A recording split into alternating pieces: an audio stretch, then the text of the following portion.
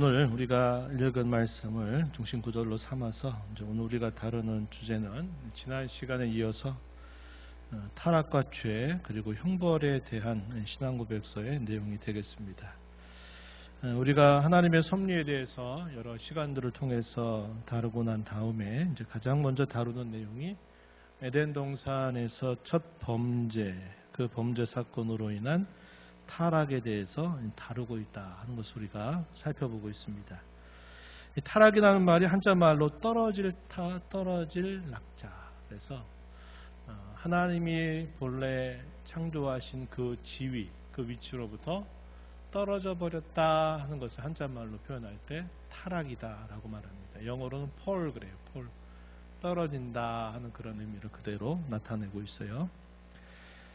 우리가 지난 시간에 살폈던 내용은 첫사람 아담과 하와의 첫 범죄했던 내용은 하나님께서 금하신 과실을 따먹은 것이었다 하는 것이고, 그 일에 있어서 사탄의 유혹이 주요했다 하는 사실을 우리가 살펴봤습니다.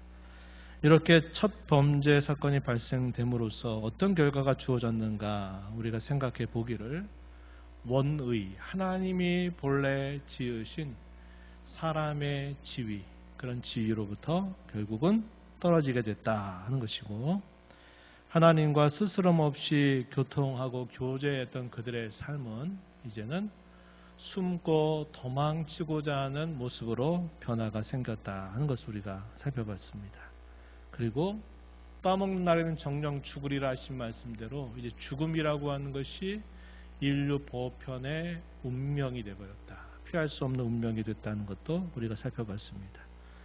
사람의 영혼과 육체의 모든 기능과 모든 부분들이 전적으로 훼손되고 더럽혀졌다는 것도 배웠어요.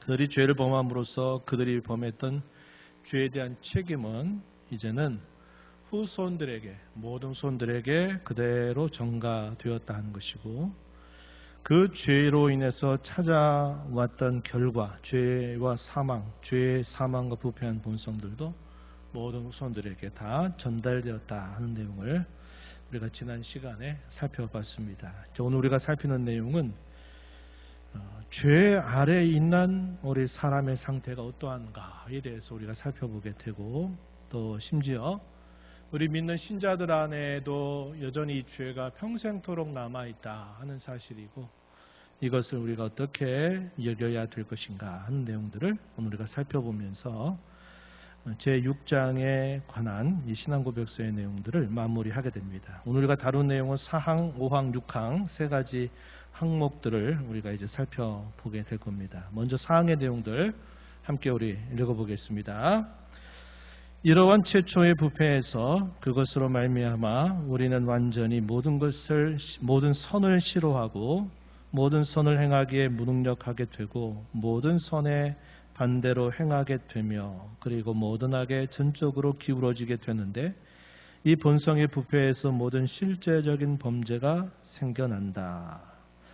이 사항의 내용에서 우리가 주요하게 살피는 주제는 사람의 부패와 이 무능력이 어떤 것인가 하는 것을 우리에게 잘 다루어 줍니다. 그래서 이 전적 부패와 무능력에 대해서 다루어 주고, 이 전적 부패와 무능력의 근거에서 결국 모든 죄라고 하는 것이 거기로부터 나오게 된다 하는 사실을 우리가 알게 됩니다. 첫 번째, 전적인 부패와 무능력에 대한 항목들 다시 한번 눈으로 보시면은, 우리는 완전히 모든 선을 싫어하게 된다.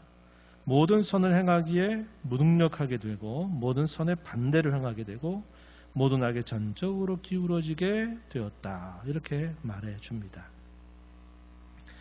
여기서 말하는 이 모든 내용들의 기준은 우리가 생각하는 상대적인, 우리 사람들 사이에서 누가 더 옳고 그러냐 하는 이런 상대적인 관점을 따라서 말하고 있는 바가 아니라, 의로우신 하나님, 온전하신 하나님 앞에 절대적인 관계에서 표현하고 있는 말들이다 하는 것을 우리가 주목해야 되고, 실제로 이 모든 천지의 주권자가 되신 하나님이 판단하시는 기준은 우리 사람들 사이에서 통용되는 윤리와 법, 또 옳음, 그름 이런 정도의 수준이 아니라 성경에서 말하고 있는, 그리고 신앙고백서에서 말하고 있는 이러한 기준을 따라서 모든 인류를 하나님의 심판대 앞에 세운다 하는 것을 우리가 기억해야 된다 하는 겁니다.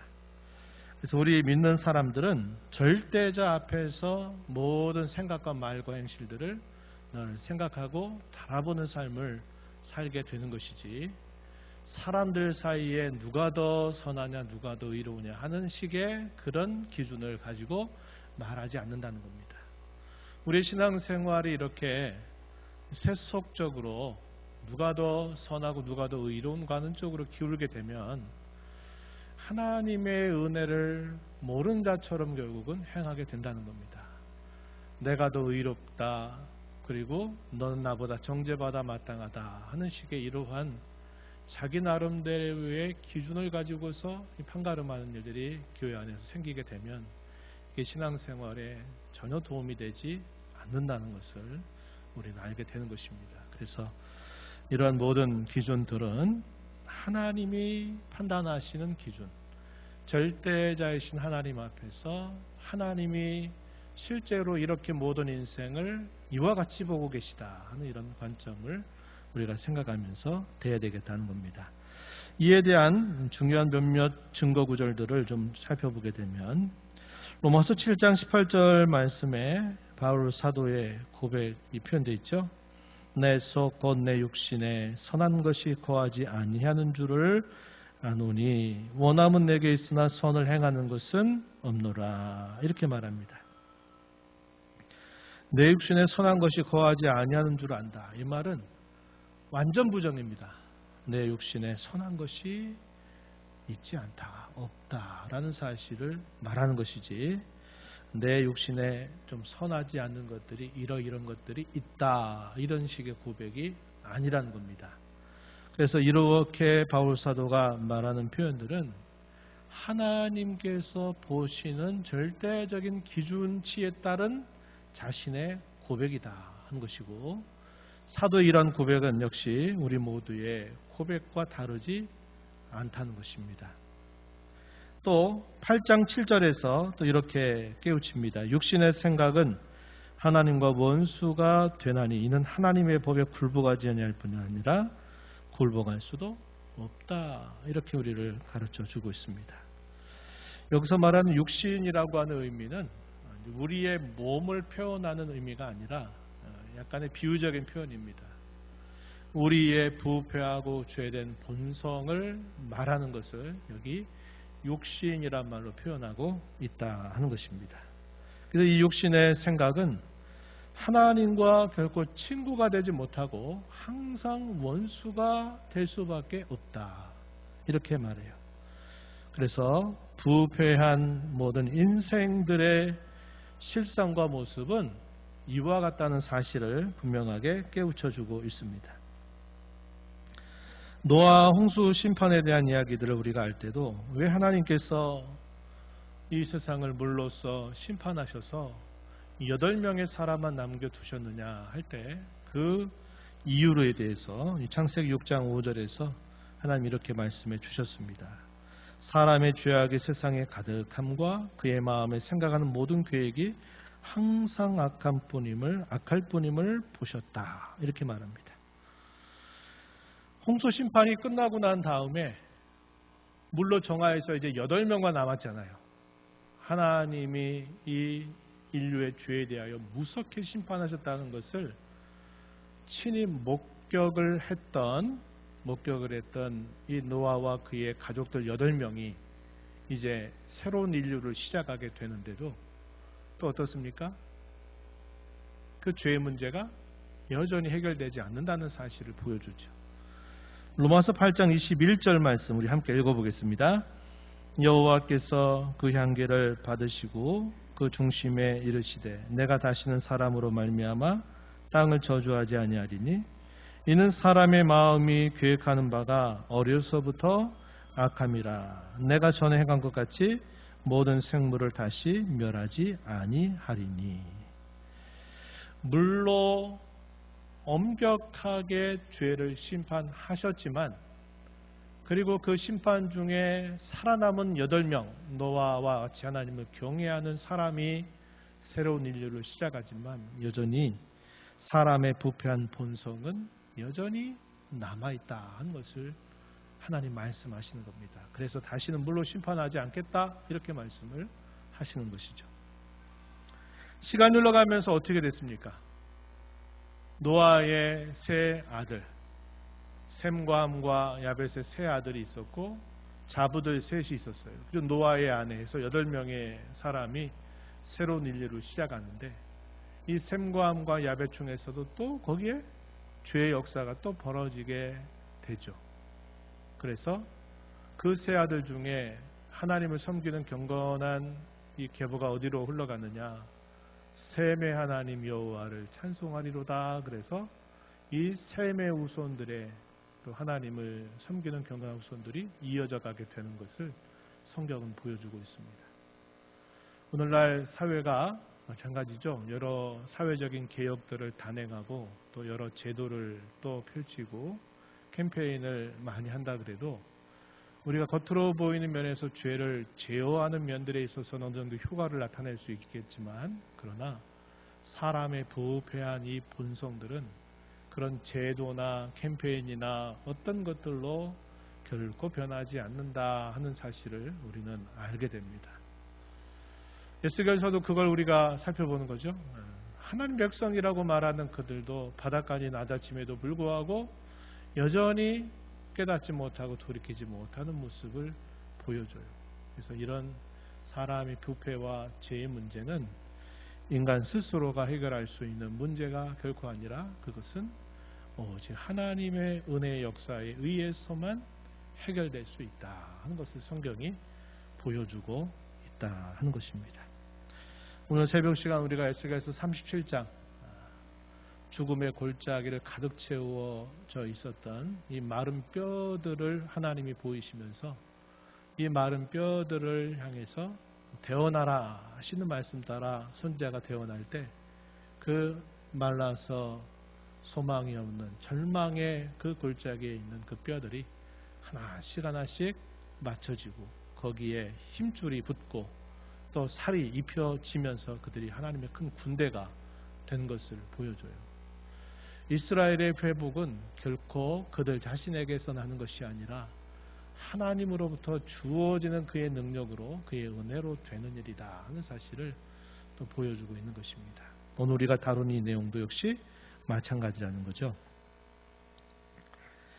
로마서 3장 10절 이하에선 시편에 있는 말씀을 인용해서 의인은 없나니 하나도 없다. 선을 행하는 자가 없나니 하나도 없다. 이렇게 바울 사도가 인용을 해서 어떠한 인생도 그들 자신으로서는 의인은 한 사람도 없다 하는 사실을 분명하게 선언해 주고 있습니다.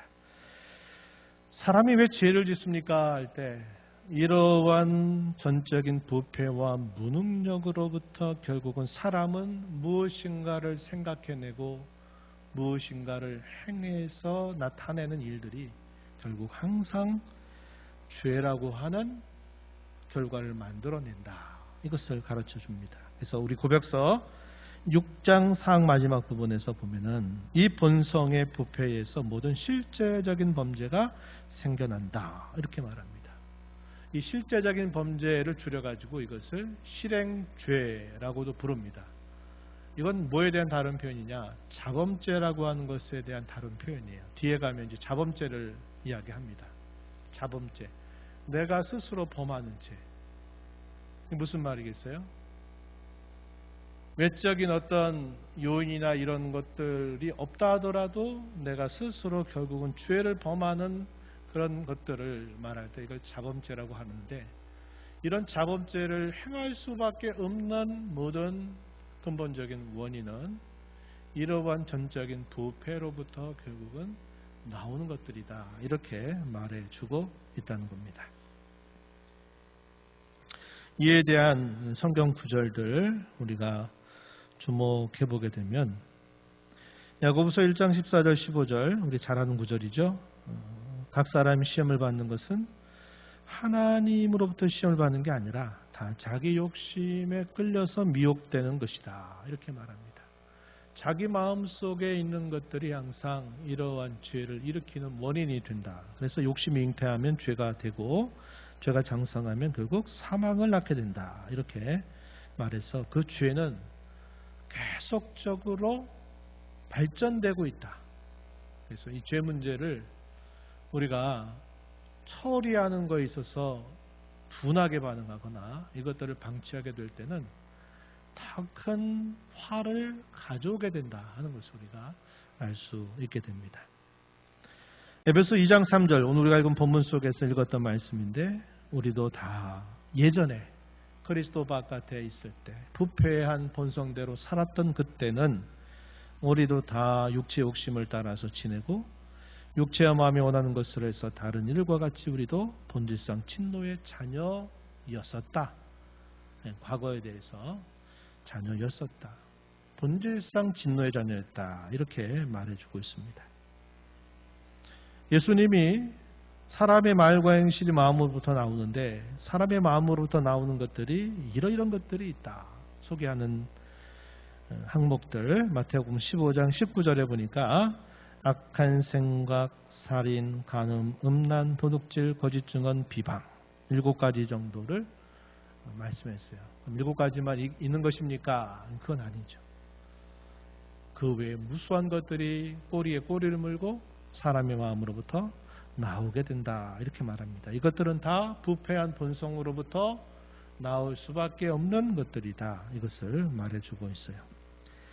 제왕 5항으로 넘어가게 되면 이 5항은 우리 믿는 신자들에게 있어서 그럼 죄가 없는가? 이런 문제를 다뤄줍니다. 함께 또 우리 읽어볼게요. 5항 읽어보겠습니다. 이러한 본성의 부패는 이 세상을 사는 동안 내내 중생된 사람들 안에 여전히 남아있다. 그리고 그 부패함이 그리스도를 통해서 용서받고 억제되기는 하지만 본성의 부패 자체도 부패에서 비롯되는 모든 행동도 정말로 그리고 완전하게 죄다. 5항에 대해서는 신자에게도 여전히 그 죄가 남아있다. 평생토록 이 죄를 씨름하면서 성도도 살아간다. 이 사실을 가르쳐 주고 있습니다. 정도의 차이는 분명하겠죠? 어떤 사람은 계속 이 죄에 끌려다니다가 가까스로 화는 면하면서 사는 신자가 있겠고 어떤 신자들은 죄의 영향을 벗어날 수는 없지만 그 죄를 주관하고 다스리면서 하나님 앞에 거룩한 삶을 살아가는 사람도 있습니다. 저와 여러분 어떤 사람 되어야 되겠습니까? 전자가 되면 안 되겠죠. 전자가 되면 안 됩니다. 죄가 우리를 주관하지 못하도록 우리가 이런 면에 있어서 하나님의 자녀가 된 이상 이런 문제에 있어서는 우리가 상당히 민감하고 예민하게 반응할 수 있어야 된다. 이 죄를 어떻게 대하느냐에 따라서 우리가 하나님의 형상을 잘 이루어가느냐 이루어가지 못하느냐 하는 것이 결정된다 하는 겁니다. 우리의 신앙의 참 열매가 일생토록 잘 맺어지느냐 그렇지 않느냐를 결정하는 중요한 계기가 된다 하는 것을 우리가 기억해야 되겠습니다. 어떤 이단들은 이렇게 말해요. 우리는 그리스도밖에 있기 때문에 우리는 더 이상 죄인이 아니기 때문에 우리가 행하는 것들은 죄라고 말해서는 안 된다. 이렇게 주장하는 사람들이 오래도록 역사 속에서 있어 왔습니다. 초대교회 1세기 후반에 갔을 때도 특별히 베드로 사도라든지 또 바울 사도 때도 그렇고 또 특별히 마지막 사도였던 사도 요한이 있었을 그때부터 이미 소위 영지주의라고 하는 이단이 초대교회 안에 들어오게 되면서 이들에 대해서 엄숙하게 경계할 것을 편지를 통해서 그들에게 말씀하셨던 내용들이 성경에 소개되고 있어요. 이 영지주의자들의 가르침이 뭐냐? 그리스도 바깥에 있다면 모르겠지만 그리스도 안에서 우리가 구원을 받았다면 우린 더 이상 죄인이 아니다. 그래서 우리가 행하는 것들은 죄라고 말해서는 안 된다. 이렇게 주장을 한 겁니다. 이게 오늘날에는 어떤 형식으로 나타나는 소위 구원파로 말하는 이단들의 내용이 역시 이런 내용들을 이어받아 있어요. 그리스도로 말미암아 사죄의 은혜를 진짜 입은 사람은 그들은 죄인이 아니라는 겁니다. 그래서 그들이 행하는 것을 죄라고 말하지 않는다는 거예요. 그렇지 않은 것은 그들이 진정한 사죄의 은혜를 받지 못했기 때문이다 하는 식의 주장을 펼치고 있는 겁니다. 이것들은 다 초대교로부터 계속 이어져 왔던 이단들이에요. 시대에 따라서 입는 옷만 살짝 바꿔 입고 나왔지만 그 본성은 똑같습니다. 오늘 우리 신앙고백서 5강 끝에서는 뭐라고 말해요? 정말로 그리고 완전하게 뭐다? 죄다 이렇게 말했어요.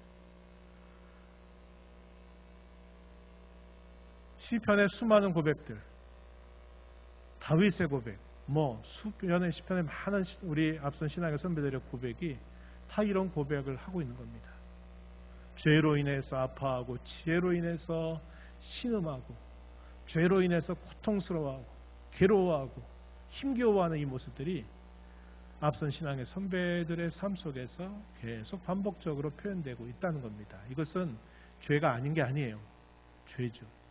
신자들이 인식하는 죄는 더 그 밀도와 예민성이 더 높기 때문에 아주 사소한 것처럼 보이는 것도 큰 죄로 아파하고 괴로워하고 신음하게 되는 거죠. 왜 그럴까요? 아까 말씀드렸듯이 우리가 대면하는 기준은 다른 사람에 비해서 내가 의롭다, 다른 사람에 비해서 내가 신앙생활 잘한다 이런 기준이 아니라 절대자이신 하나님 앞에서 우리 자신을 보는 관점이기 때문에 그렇다는 겁니다. 이런 사실들을 깨닫지 못하는 사람들은 이렇게 말하죠. 잘 믿는다고 하고 신앙생활 잘하는 것 같은데 왜 맨날 하나님 앞에 나아가면 울고 뭐 잘못했다고 맨날 용서해달라고 그렇게 울고 짜고 그렇게 하냐는 거죠. 당신이 뭘 잘못했다고 그렇게 죄가 많냐고.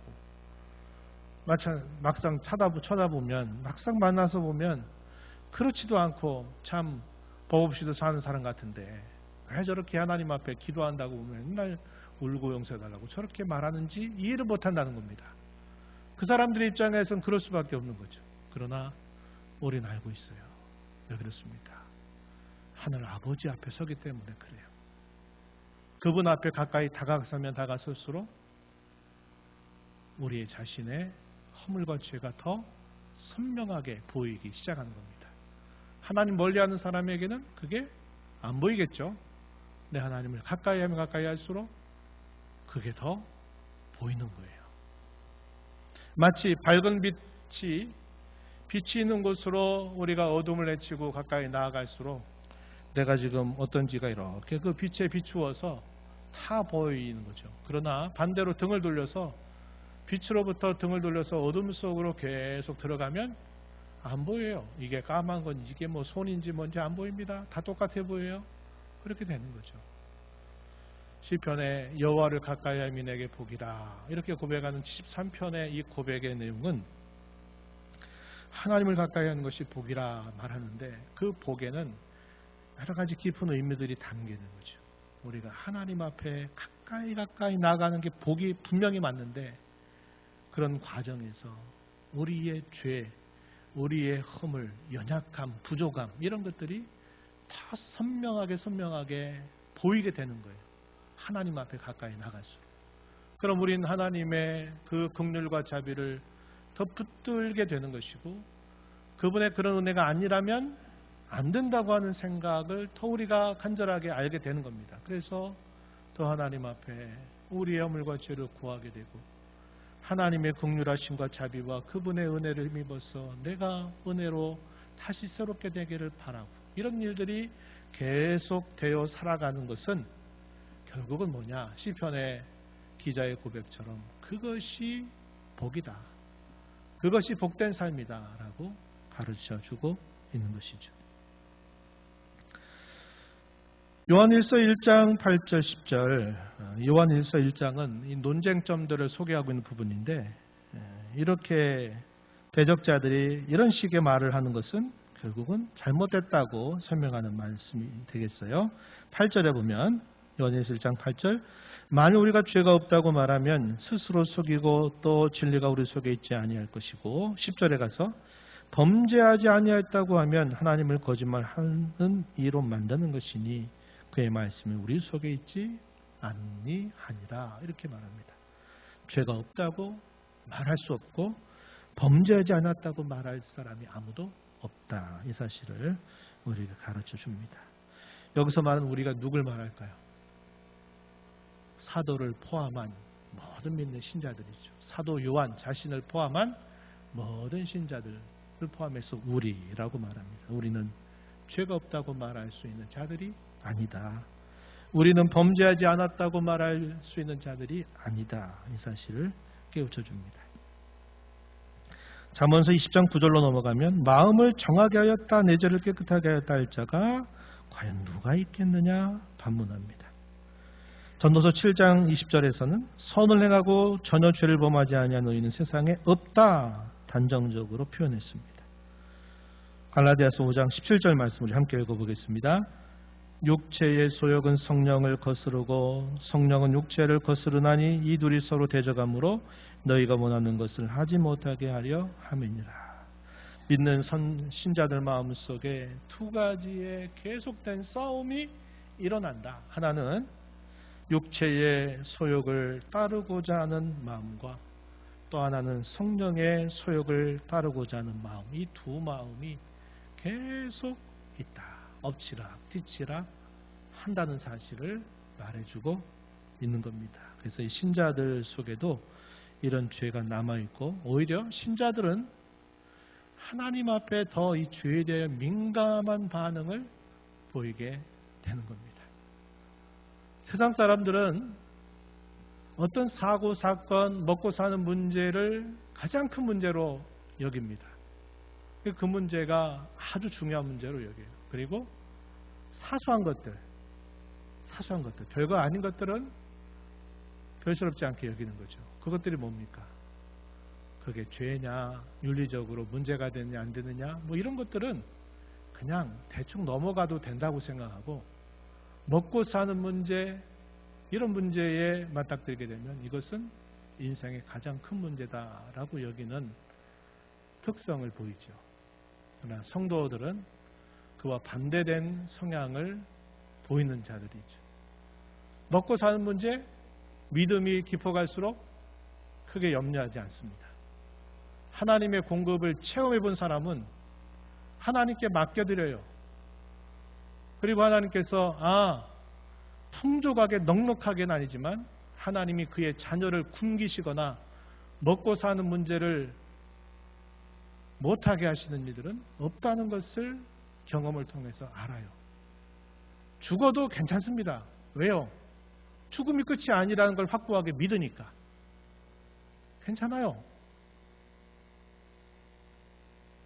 그래서 사람들이 볼 때는 아주 중요한 문제에 관해서 성도들은 별거 아닌 것처럼 가볍게 넘겨요. 그러나 세상 사람들이 보기에 야 그런 거 고민할 문제도 아닌 거 가지고, 근데 신자들은 그 문제 가지고 마치 생명의 사활이 걸린 것처럼 그거 붙잡고 그거 가지고 씨름하고 아파하고 괴로워하는 거예요. 그게 뭐예요?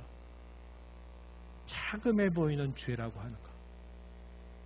그런 문제에 대해서 신앙이 깊은 신자들은 그것 때문에 괴로워하고 아파하고 하는 모습을 보는 거죠. 이것도 역설의 진리를 담고 있는 겁니다.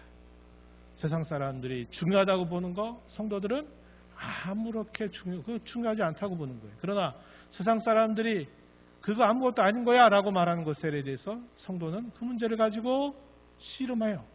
그 아무런 문제가 아닌 게 아니라는 거죠.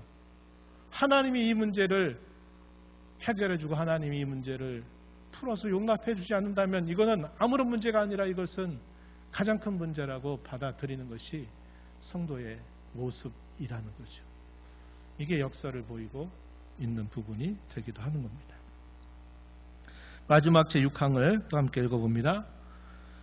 모든 죄, 곧 원죄와 자범죄는 모두 하나님의 의로운 율법에 대한 위반이요 그것에 반하는 것이므로 그것 자체의 성질 때문에 죄인에게 죄책을 가져온다. 그 죄책 때문에 죄인은 하나님의 진노와 율법의 저주에 얽매이게 되며 그리하여 영적이며 일시적이며 그리고 영원한 모든 비참함과 더불어 죽음을 당하게 된다. 이제 마지막 항에 대한 이야기는 이 죄에 대해서 하나님은 반드시 심판하신다는 사실을 깨우쳐 주고 있습니다. 죄에 대한 심판은 어떠한 심판의 결과를 가져오느냐? 영적인 죽음이다.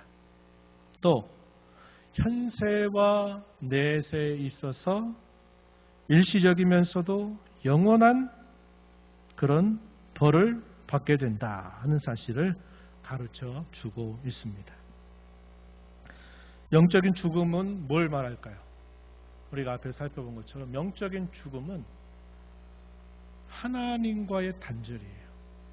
생명의 근원이 되신 하나님과 단절된 삶을 살아가는 것이 영적인 죽음이고, 이 죽음은 가장 큰 죽음이 되는 겁니다. 생명을 지으신 하나님과 단절돼서 사는 것은 결국은 가장 큰 심판의 모습이 된다는 거죠. 그리고 따라오는 것이 현세와 내세의 여러 벌들입니다. 일시적인 벌, 그게 뭘까요? 하나님의 자녀들에게는 징계로 일컬어지는 겁니다. 징계. 역사 속에서는 어떤 것으로 나타날까요? 우리가 계속 선지에서 살피고 있는 역사 심판. 한 나라가 일어나고 흥하고 그러다가 망하게 되는 것. 유다 나라도 하나님께로부터 은총을 받아서 이스라엘 땅의 주인으로 세움을 받았지만 범죄함으로 인해서 그 땅에서 결국 뽑혀 쫓겨나게 되는 일이 있었던 것들은 다 역사 심판이라고 부르는 것입니다. 이건 일시적인 심판이에요. 그러나 일시적인 심판으로 모든 게 끝나는 게 아니에요. 성경은 일시적인 심판이 아닌 최후의 심판이 창세 이후로 모든 사람에게, 심지어 영적인 피조물인 천사들도 최후의 심판대 앞에 다 서리라고 성경은 말씀하고 있다는 겁니다. 일시적인 심판은 그때 빨리 죽고 그때 보통 벌을 받는 거지만 그 벌조차도 최종적인 벌이 아니에요. 일시적으로 받는 벌이고, 최종적인 벌은 이제 심판대 앞에서 남아있다는 겁니다. 우리가 이것을 성경을 통해서 우리가 알게 되는 것이죠. 이 마지막 항목을 통해서 우리가 확인하는 작은 하나의 요점은 이 원죄와 자범죄라고 하는 게 모든 죄라는 겁니다. 모든 죄는 두 가지로 나뉘어요. 원죄와 자범죄로 나뉘어진다. 근데 이 모든 죄는 근본적으로 뭐냐 할 때는 의로운 율법에 대한 위반이라는 거죠. 위반. 그래서 이걸 뭐라고 하냐면 불법이다라고 말하는 겁니다. 불법은 법에 대한 위반을 말하는 거예요. 요한일서 3장 4절 말씀에 이렇게 말합니다. 죄를 짓는 자마다 불법을 행하나니 죄가 불법이다라는 말은 하나님의 의로운 율법을 위반한 것을 두고 이걸 불법이라고 부르는 것입니다. 하나님의 법에 대한 위반, 하나님 말씀에 대한 위반, 이것을 불법이다 이렇게 부르는 것이고, 모든 죄는 결국 하나님 말씀을 위반한 것이기 때문에 기본적으로 불법이 되는 것입니다. 그래서 이러한 모든 죄로부터 결국은 그 죄로 인해서 죄를 범하는 사람에게 죄책을 가져오게 되고, 그 죄책 때문에 모든 사람들은 하나님의 진노와 율법의 저주에 얽매이게 된다. 그리고 영적인 벌, 일시적이고 그리고 영원한 모든 비참함과 더불어 죽음을 당하게 된다. 이 땅에 사는데도 하나님의 벌 주심이 나타나죠. 근데 이것은 항상 일정하게 나타나지는 않는 부분입니다. 그래서 사람들이 죄를 범하는데 두려워하지 않아요.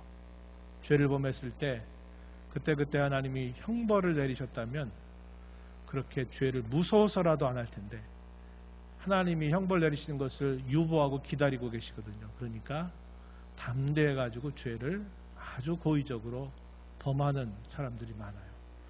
이런 사람들과 성도들이 섞여 사니까 성도들의 탄식이 나타나죠. 그 탄식의 내용이 뭡니까? 하나님, 왜 의인들이 고난을 당해야만 되고 악인들은 저렇게 죄를 범하는데도 저렇게 떵떵거리면서 잘 맞고 잘 사는지 모르겠습니다. 이거 생각하니까 시험이 돼가지고 하나님 내가 견딜 수 없어요. 하나님 이거 어떻게 해야 됩니까? 이러한 탄식을 하나님 앞에 기도하게 되는 거죠. 하박국 선지자가 그랬습니다. 시편 37편 반대로 73편에 있는 이 아삽의 경우 같은 경우도 내가 그것 때문에 완전히 실족할 뻔했다고 말합니다. 하나님이 살아계시다면 왜 이렇게 이 불의한 자들을 통해서 왜 의로운 사람들을 고난당하게 하십니까? 이런 문제들이 어떤 성도들의 탄식거리가 되고 있다는 것을 성경이 보여주거든요. 그러나 이것은 일시적인 것입니다. 일시적인 것이에요.